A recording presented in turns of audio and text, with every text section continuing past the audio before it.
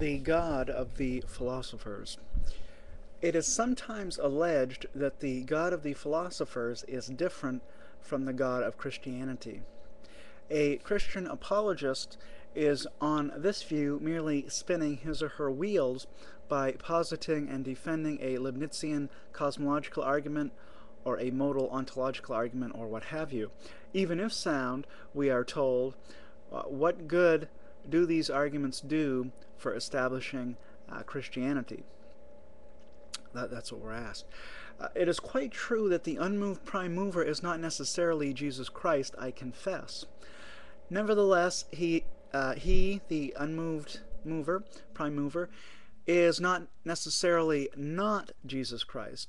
The traditional proofs for the existence of God from philosophy are enough to show that a God in general exists, that theism is not wrong. There are different strands of theism which disagree with one another, so they cannot all be right. The law of non-contradiction tells us that. But philosophy tells us that they can't all be wrong either, for one of them at least has to be correct. No, two of them can be correct, but one of them has to be right. In other words, philosophy tells us that one particular strand of theism and one only must be correct. But philosophy alone is powerless to tell us which strand of theism that is. Notice very carefully what is being said here. That there is a God is philosophically ascertainable, but who that God is exactly is not philosophically ascertainable.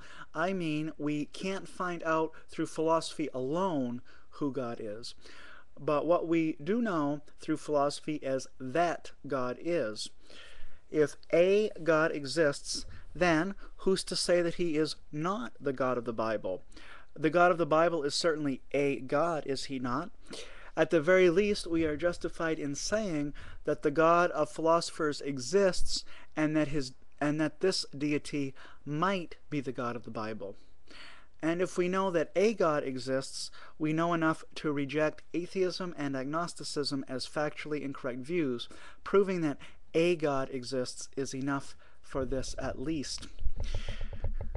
Okay. So here's the thing. In every area of life, I'm speaking of the life of the intellect here, we do not expect Rome to be built in a day. That is, we do not expect a single argument or a single piece of data to prove everything all by itself. Does a single theorem in the elements prove the entirety of Euclidean geometry? Of course not.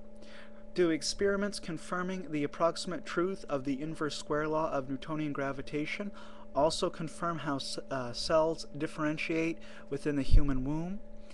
No, different experiments are needed for the different claims of science. Would historians consult a journal of Julius Caesar to find out some fact about Abraham, the President Abraham Lincoln? The answer is too obvious to require an answer. The answer to the question is too obvious to explicitly state. Okay. Why, in the light of all this, do we expect Christian apologetics to be totally different from everything else? There is no reason to expect Kalam to establish the hypostatic union. We should not reject Kalam when we find it not even mentioning the first thing about hypostasis. This is not a fault of Kalam, it is rather a fact of normal reasoning. Namely, that a single argument in an area has ever been intended, namely that not a single argument in any area has ever been intended to prove absolutely everything. If physicists someday discover a toe, a theory of everything, then whatever proves the toe will prove everything in physics.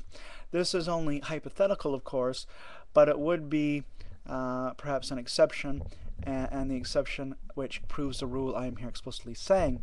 Almost always, we could then say, a single argument does not prove everything.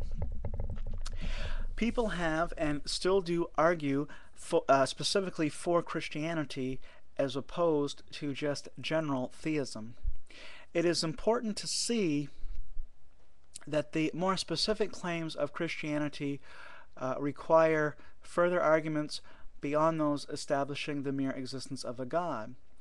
For these specifically Christian truth claims, we turn away from philosophy to special revelation. The arguments here are primarily historical and abductive/inductive, as opposed to philosophical and deductive.